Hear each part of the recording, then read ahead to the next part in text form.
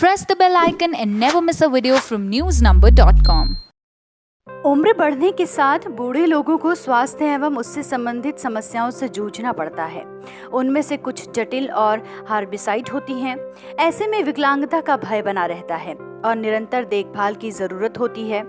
परिणामतः self reliance खत्म हो सकता है। स्वास्थ्य संबंधी खासकर कार्य करने की क्षमता घटाने वाली समस्याओं की स्थिति में घर पर लंबी अवधि तक उपचार एवं देखरेख की आवश्यकता पड़ती है। ऐसे में आशा का सहयोग इन बुजुर्गों के जीवन को बेहतर बनाता है। बूढ़े लोगों की स्वास्थ्य संबंधी आवश्यकताओं को उच्च प्राथमिकता दी जाती है। हम सभी जानते हैं कि ऊर्जा, जीने और बढ़ने के लिए हमें आहार की जरूरत पड़ती है।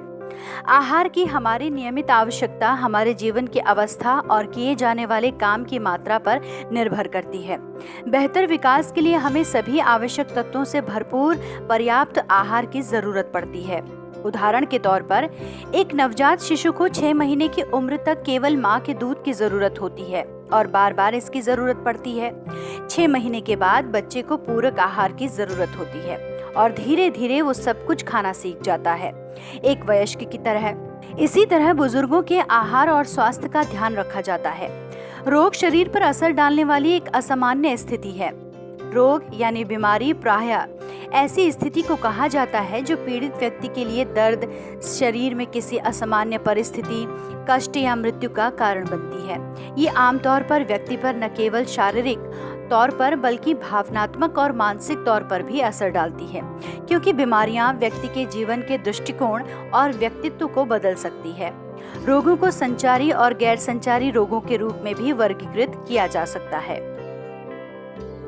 संचारी रोग, ये रोग एक व्यक्ति से दूसरे व्यक्ति को सीधे अथवा मच्छर या मक्खी जैसे रोगवाहक के माध्यम से फैलते हैं। इस प्रकार के कुछ रोगों के उदाहरण जुकाम, मलेरिया, हैजा, दस्त और टीबी है।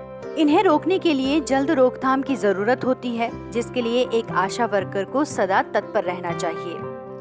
गैर संचारी लोगों की जीवन शैली तंबाकू, शराब, मोटापा, प्रदूषण और कुछ पोषक तत्वों की कमी या अधिकता से जुड़े होते हैं। ये कभी भी एक व्यक्ति से दूसरे को नहीं फैलते। इस प्रकार के रोगों के कुछ आम उदाहरण हैं उच्च रक्तचाप, मधुमेह, कैंसर, पश्चाघात यानी लकवा और कई अन्य रोग। समुदाय में हमें कुछ लोग बहरेपन, अंधेपन आदि जैसी विभिन्न शारीरिक और मानसिक डिसेबिलिटीज के साथ जीवन यापन करते हुए दिख सकते हैं। सड़क दुर्घटनाओं, कार्यस्थल पर हुई दुर्घटनाओं और जानवरों के काटने जैसी दुर्घटनाओं के कारण हुई शारीरिक और मानसिक विकलांगता भी इसी श्रेणी के तहत आती है। हमारे शरीर में उसकी अपनी प्रतिरक्षा प्रणाली या रोगों से लड़ने और शरीर को वापस ठीक करने की एक व्यवस्था है। ज्यादातर मामलों में हमारे स्वास्थ्य के लिए दवाओं से ज्यादा ये प्राकृतिक प्रतिरक्षा तंत्र महत्वपूर्ण होते हैं। यहाँ तक कि अधिक गंभीर बीमारियों में भी जब दवा की जरूरत पड़ती है तो भी शरीर को ही बीमारियों से निपटना होता है।